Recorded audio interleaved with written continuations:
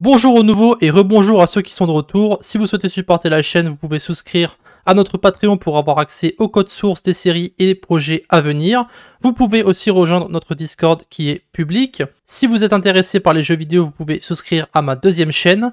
Autrement, like, comment, subscribe pour booster l'algo de la chaîne. Tous les liens sont dans la description. Bon visionnage. Et nous sommes de retour pour l'épisode 13 de la série Discord.js et aujourd'hui nous allons voir comment créer une commande de sondage pour pouvoir parler un petit peu des réactions et voir comment on peut rajouter des arguments supplémentaires sur les slash commands et aussi sur les commandes classiques. Donc on va créer une nouvelle commande, on va l'appeler poll.js. On va directement copier la commande emit parce que c'est là où on a les différentes options de précédemment. Donc ici on va simplement renommer. Alors j'ai fait pour à chaque fois je me demande pourquoi j'ai ça. On va juste modifier les fonctions. Je vais enlever les deux points et je vais mettre une fonction classique. Je sais pas pourquoi j'ai voulu mettre une fonction fléchée ici. On va remettre une fonction classique. Donc ici, on va enlever ça, ça, ça et ça. Voilà. Sur toutes les différentes commandes. Ça sera fait. Parfait. Maintenant, alors je vais juste aller dans la commande poll parce que c'est la seule commande qu'on va faire aujourd'hui. Ici, je vais mettre donc poll. Alors la description, ça sera poster votre propre sondage. Poster votre propre sondage. Donc on va commencer par modifier les options qu'on va avoir sur notre commande. Alors pour ajouter plusieurs options, il suffit simplement de mettre une virgule après l'accolade qu'on a ici. Alors nos arguments, il ne va pas y avoir de choix, ça va simplement être un argument pour le titre et un argument pour le contenu. Et j'ai fait exprès, c'est parce que je vais vous montrer que ça va être facile avec les slash commands, mais avec les commandes classiques, ça va être un peu plus compliqué. Donc ici, on va enlever les choix, et on aura juste ces quatre options ici. Donc name, description, type string et required. On va modifier le nom ici de notre option. Alors ça ne sera pas event, ça sera donc title. Et pour la description, on va mettre, je pense, un truc assez simple. Taper le titre de votre sondage. Et donc ça c'est une chaîne de caractères, et donc après on peut copier ça et mettre une autre option, et celle-ci ça sera donc le contenu. Donc on va mettre content, et donc après on va mettre ici à taper la question de votre sondage. Voilà, donc ça sera les options pour notre commande. Donc dans les interactions ici, on va modifier notre constante. Je vais aussi enlever le else, apparemment d'intérêt d'être ici, et on va modifier l'event choice ici. Je vais le nommer poll title. Et on va modifier event. Ça sera donc pas event, ça sera le nom de notre option. Donc ici, ça sera title. Et après, on va mettre ici, au lieu de title, content. Et ça sera donc ici, pas poll title, mais poll content. Voilà, donc maintenant, on va pouvoir utiliser ça pour pouvoir créer notre sondage. Alors, je vais importer message embed parce qu'on va l'utiliser ici. Message embed égale require Discord.js. Et donc maintenant, on va créer notre embed. Alors je vais d'abord en faire l'interaction.reply. Donc const poll égale, alors je vais mettre un await, interaction.reply. Et donc on va mettre embed. Et on va devoir acheter une option, enfin un paramètre supplémentaire qui s'appelle fetch reply.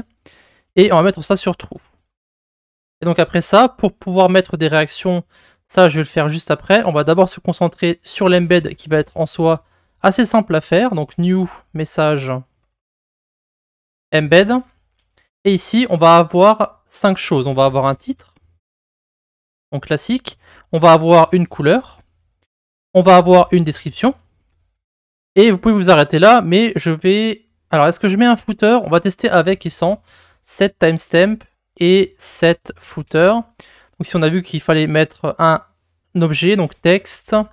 Et on va mettre nouveau sondage généré par, et on va mettre le nom de l'utilisateur. Donc c'est interaction.user pour accéder à l'utilisateur, et donc on va récupérer son tag.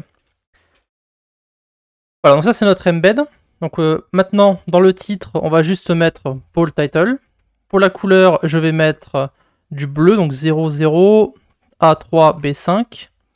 La description ça sera poll content. Le timestamp, il n'y a rien à mettre ici, et le footer, on vient de le faire ensemble.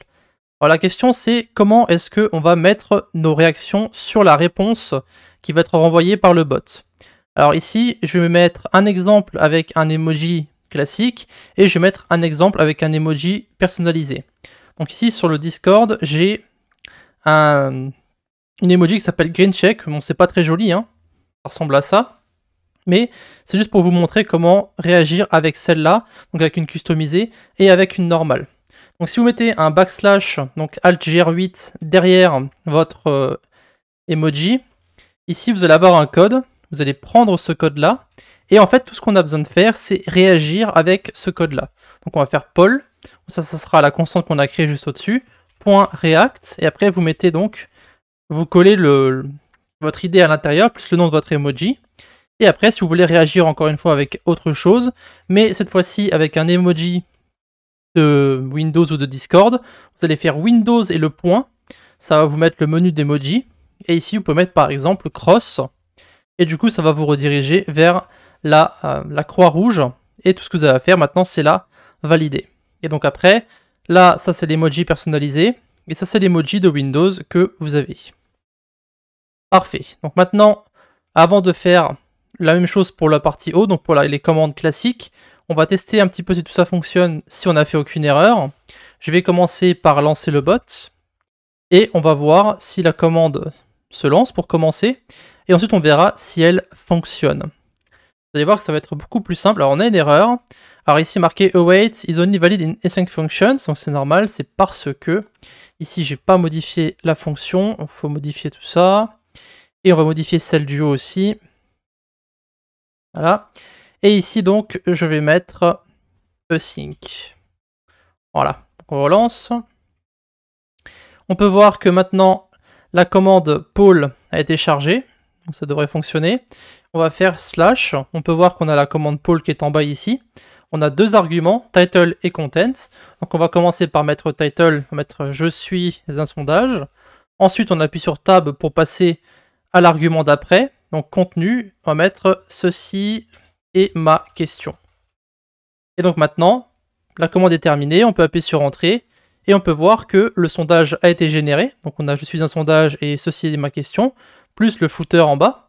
Et on a ici les deux réactions, donc on a le green check et on a la cross qu'on avait mis avec Discord. Voilà, les deux sont bien été mis correctement. Maintenant, la question qu'on va se poser, c'est est-ce que c'est possible de faire la même chose avec les arguments? Alors bien sûr, sauf que ça va être difficile de mettre deux arguments avec une longueur qui est inconnue. Alors je vais vous expliquer ici, dans le run, imaginons qu'on a deux arguments, un qui est title et un autre qui est content, comme on a fait pour juste avant.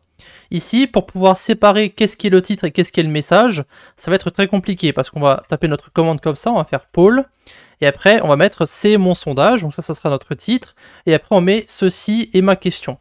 Ça serait éventuellement le contenu. Maintenant la question c'est comment est-ce qu'on va voir que ça c'est le titre et que ça c'est la description. Alors, en général, c'est pas possible, à part si vous avez une séparation. Du coup, en général, ce qu'on va faire pour un sondage de ce genre-là, pour une commande avec uniquement un préfixe, on va mettre un séparateur, comme ceci, qui va pouvoir indiquer, sauf que c'est un peu trop compliqué pour là où on en est actuellement.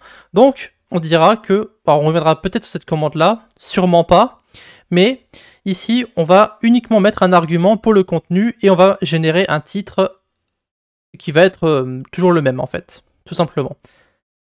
Ah, donc on aura en fait une commande qui va être différente avec l'un et l'autre. Alors évidemment, on peut revenir dessus, on peut mettre un séparateur et on peut faire plein de choses pour que ça fonctionne correctement. Cependant, c'est un peu au-delà du scope du tutoriel à mon goût. Donc ici, on va mettre un message comme quoi il faut rentrer du contenu. Donc on va mettre merci d'entrer du contenu pour votre sondage. Du contenu ou une question, hein. Merci d'entrer une question pour votre sondage. Et du coup, pas besoin de modifier, de vérifier avec le if ici. On va simplement copier notre embed. On va copier tout ça, tout ce qu'on a mis en bas. Et ici, on va remplacer interaction par message. Donc message. Ici, c'est message.reply, ça fonctionne aussi. Sauf qu'on n'a pas besoin du fetch reply ici. Et c'est pas message.user, mais message.author. Voilà. Poll title, ça sera comme dit quelque chose qui va être toujours pareil. Donc on va mettre par exemple le sondage. Et le poll content, on peut simplement récupérer args directement. Donc on va mettre ici args. Alors, la fonction qui permet de récupérer tout le contenu qui va être mis après notre commande, on peut pas utiliser ici le 0, parce que sinon ça va uniquement récupérer le premier argument, d'accord? Parce qu'en fait, lorsque vous tapez une commande avec un argument, si vous tapez Paul et du texte comme ceci, en fait, ici, cet élément-là, c'est le premier élément, donc ça c'est 0.